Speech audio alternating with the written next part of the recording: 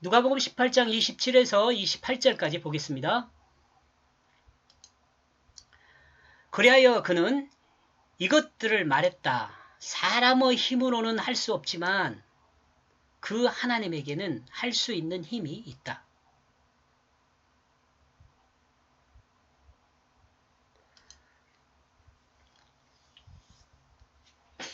여러분이 지금 알고 있는 것과 같이 그 누가복음이 후반부로 지금 가고 있잖아요. 그러니까 내용들이 좀 어려워요.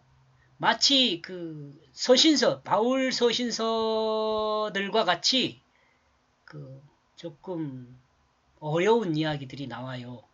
그냥 이야기만 나오는 것이 아니라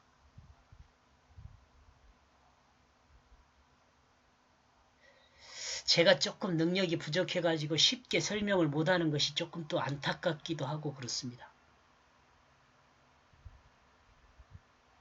그러니까 천천히 이렇게 설명을 하면 좋겠지만 하나님이 나한테 욕심을 버리라고 이야기를 했음에도 불구하고 욕심이 있어요. 제가 죽기 전에 성경 전체를 다 이렇게 하고 싶은 욕심이 있어요. 그런데 또 대강 넘어갈 수는 없잖아요. 나름대로 좀 열심히 한다고 하는데 좀 쉽게 설명을 했으면 좋겠지만 하는 데까지 해보는 거죠.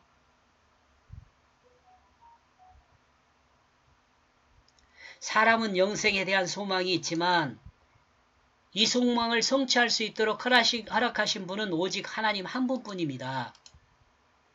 영생의 길은 돈도 명예도 지혜도 힘도 건강도 이 영생을 보장하지 않습니다. 영생을 보장하는 것은 하나님 말씀을 따라 하나님의 뜻을 행하는 것에 그 영생의 길이 있습니다.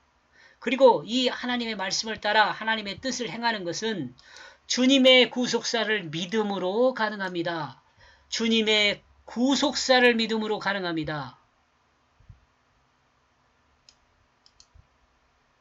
이것이 은혜거든요. 은혜. 하나님의 은혜가 여기에 있습니다.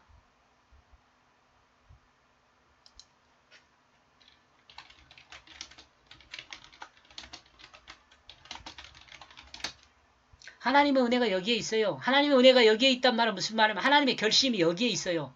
이걸로 하나님께서 법칙을 정하셨어요. 인간을 구원받을 수 있게 하는 그 법칙을 정했어요. 왜냐하면 주님이 영생의 처음 열매가 되었기 때문입니다. 우리는 주님의 가르침을 받아 주님의 제자로 참 그리스도인이 되어야 합니다. 이는 하나님의 말씀을 지키는 것에 있습니다. 그리고 하나님 말씀을 자신의 의지로 자신의 힘으로가 아니라 자신의 의지와 자신의 힘으로 지키는 것이 아니라 주님을 믿으러 세상을 향한 욕심을 버리고 하나님을 향한 영생의 산 소망을 가지고 가는 사람만이 영생을 확신할 수 있습니다. 이것을 이렇게 정리한 것보다는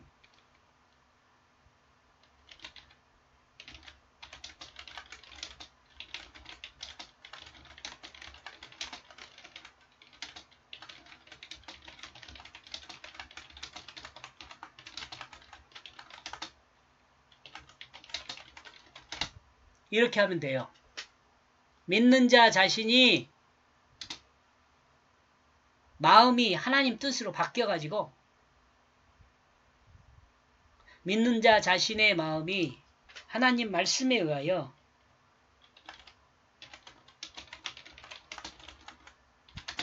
하나님 뜻으로 바뀌어 하나님 말씀이 자신의 육체를 사용하면 됩니다. 이것도 지금 이 말도 많이 축약해 놓은 것이에요. 제가 이 축약해 놓은 말 설명 많이 했습니다.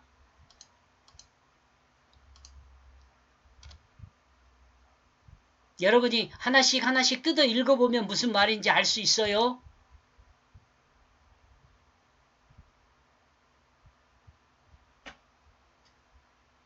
(28절) 이리하여 그 베드로는 말했다. 우리는 우리에 관한 모든 것을 버리고 당신의 제자가 되었다. 그리스도의 삶의 목적은 자신의 욕심을 채우는 것이 아닙니다. 하나님 나라를 위한 삶이 되어야 합니다. 예수님의 제자들은 본문의 현재 그 목적이 하나님 나라를 위한 목적에 적합한 삶의 목적을 가지고 있는가를 묻고 있습니다.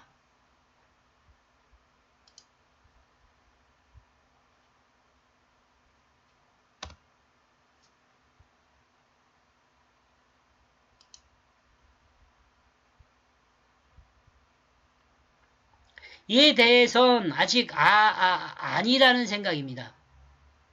예수님의 제자들이 이 하나님 뜻에 한 목적적이냐 그런 말 하잖아요. 목적에 적합한 삶을 살고 있느냐, 적합한 삶의 그 목적을 가지고 있느냐, 그렇게 이야기합니다. 그 목적을 가지고 있느냐, 이에 대해서는 부정적이라는 거죠. 왜냐하면 지금 현재 위치가 어디냐면 주님의 예루살렘 입성에서 제자들의 마음은 영원한 하나님 나라를 위함이 아니라 이 땅에서 이루어질 예수 그리스도의 왕국을 생각하고 있기 때문에 그렇습니다. 이스라엘의 회복을 소망하고 있기 때문에 그렇습니다. 어쩌면 예수님의 제자들은 모든 것을 얻기 위해 모든 것을 버린 사람들이라 할 수 있습니다. 목적이 얻기 위해 버리는 거거든요.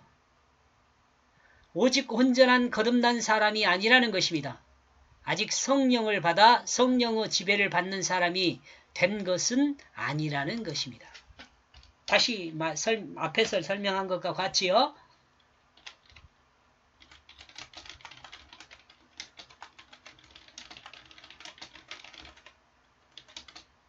하나님 말씀에